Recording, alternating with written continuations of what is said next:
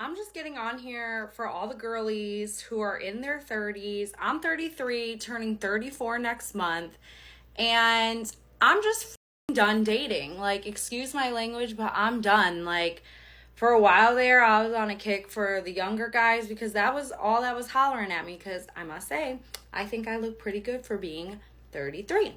So I was like, okay, I'm done with the young ones. Like, they're too immature. Like, I'm looking for something more serious in life. They're not doing it for me. Cool, whatever. I reunite with an ex that I was with when I was 22, and this was like always the one who got away from me. Mind you, he is 3 years older than me, gonna be 37 in January. This man is emotionally unavailable. So they're too immature in their 20s, and then they're possibly still emotionally unavailable in their 30s. I understand why my mom is 60 years old and still single and just said forget it, because that's what it's about to be.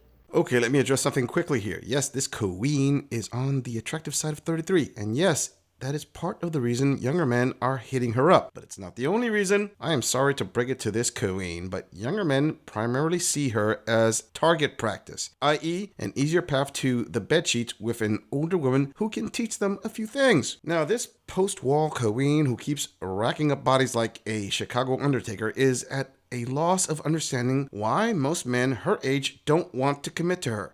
Maybe it's because most men who have worked on improving themselves, the guys she is attracted to, are dating women in their 20s. The difference is older men are far more willing to commit to young women than younger men are to commit to older women. I recommend to this queen to look for a man in his early 40s that is more willing to commit to her. Also, as to her mom being single in her 60s, well, that has a host of questions that could explain why she is single. Did she leave a good man that provided for her in order to find herself? Did she go through the usual Chad/Tyrone process of trying to find better? Did she expect the post-wall dating bad boys to commit to her because she was special? Only her mother would actually know the answers to these questions. But for us, well, who knows? That being said, this young queen is on track to follow in her grand elder post-wall strong independent single mother's footsteps. Emotional, damn it! Moving on.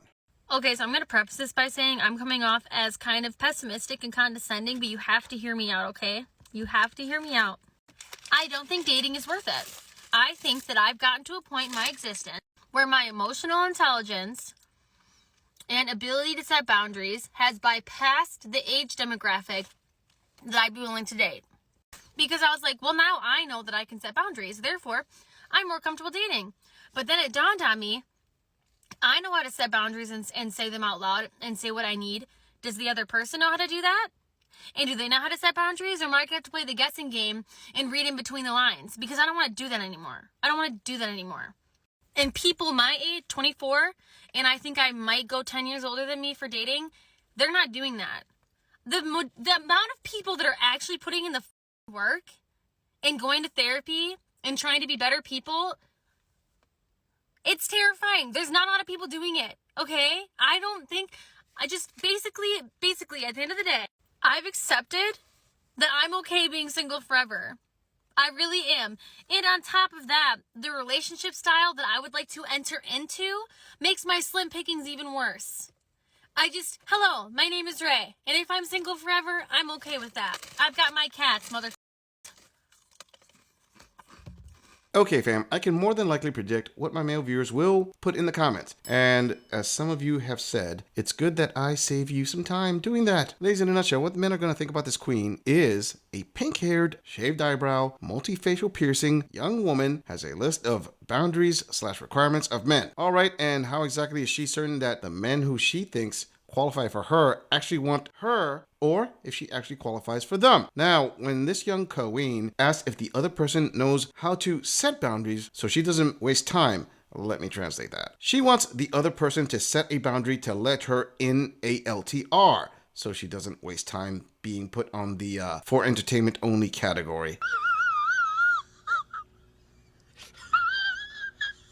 And let me be clear about something. Therapy is very helpful for both men and women. A good therapist can make awesome strides for an individual. But ladies, just because a man goes to therapy, it does not mean you automatically get the relationship from him. Chad can talk about whatever with a head shrinker and still have you on a rotation roster like part-time workers at a burger joint. But look at the bright side.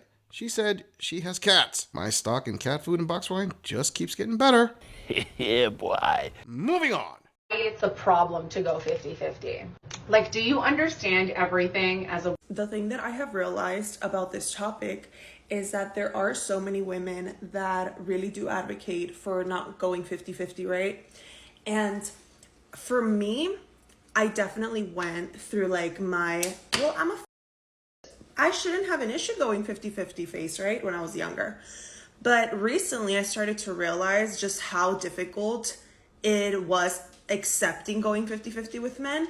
And I have come to the realization that it is because even as it is the only benefit women reap out of the patriarchy. A benefit we did not create the rules for. Y'all did. But it is still a benefit that women get from the patriarchy. So whenever men start advocating for like, well, what about equality? Pick up this check or whatever. When I hear that, it's like, you're literally trying to rid me of the only benefit I get out of the patriarchy. Like, think about it for a second. Is there any other benefit we get out of the patriarchy? She's going to sink, Captain. But she can't sink. She's unsinkable. The only benefit women reap out of the patriarchy? Really? Dang, Coen, slow down chugging that Kool-Aid. Isn't it convenient to be a womanist dating and claiming you are all about equality until the bill comes? Save us all that BS about being oppressed by the patriarchy flying spaghetti monster. To the wonderful womanist who view this channel's videos and then send those lovely emails accusing this gorilla of misogyny and claiming this gorilla feeds into the oppression of women, can you put in the comments one law in the US that benefits men and oppresses women? Just one, because to my knowledge, there isn't one. Although it's clear in the US Constitution, women get the right to vote without having to sign up for selective service, aka conscription. Hopefully that will change soon. And men paying on dates is not a rule. It was a guideline that more and more men are ignoring. And as to benefits women get out of the patriarchy, let me see. Infrastructure, security, stability, cushioned employment, technological ease. I could go on, but let's be practical. The moment air conditioning was invented was the moment women started feeling the need for those employment equality marches. I mean, I don't see many women out there protesting to become garbage collectors, sewer workers, masons, roofers, bricklayers, plumbers, or demolition workers. Fatality. Flawless victory. No, that's literally it. Because everything else puts us at a disadvantage. Everything else it's like about I forgot the word. It is about dominating women, right? So then when it comes to like going 50-50 and all that, I have come to the realization that a lot of women, we have come to that realization. We're like, you as a man wanting to rid me of the only benefit I get out of the patriarchy, that to me means that you are not an ally. Because even when you think about it from like farther away, women spend more money on things than men, because the same item marketed for women, it is 5 times more expensive than that same item marketed towards men. So it's like, if you care so much about financial equality, why don't you strike the pay gap? It's like all of a sudden you care so much about equality, but when it comes to like real women's issues to advocate for, in order for there to be equality, men are silent. But when it comes to like going 50-50 on dates, all of a sudden, they're... Women spend more money on everything for themselves, not for men. To use that argument is obtuse beyond belief. Ladies, let me put it this way. If both of you go out and you claim a man should pay for the date because your beauty products and upkeep has a higher bill, then men can fire back saying they pay more in taxes, in expensive homes, and more expensive cars. So women should pay for his date. In other words, Coeens, your expenses are your expenses. Damn, skip me. Also, the pay gap myth has been debunked more times than I can doesn't count. Why don't you empowerment queens find the laws that make the gender pay gap legal in the US? Because last time I checked, that was all addressed in the Equal Pay Act of 1963. It's been a while. If you take a lower paying job or put in less hours, it does not equate to the same salary outcome of someone else sacrificing and putting in the work. You don't get the same pay for less work. Funny how queens demand equality and then want to reject it when they get it. I changed my mind. So with that said, it's like whenever I hear men want to go 50-50, I just realize how historically men have always had the advantage over women in all senses of the word.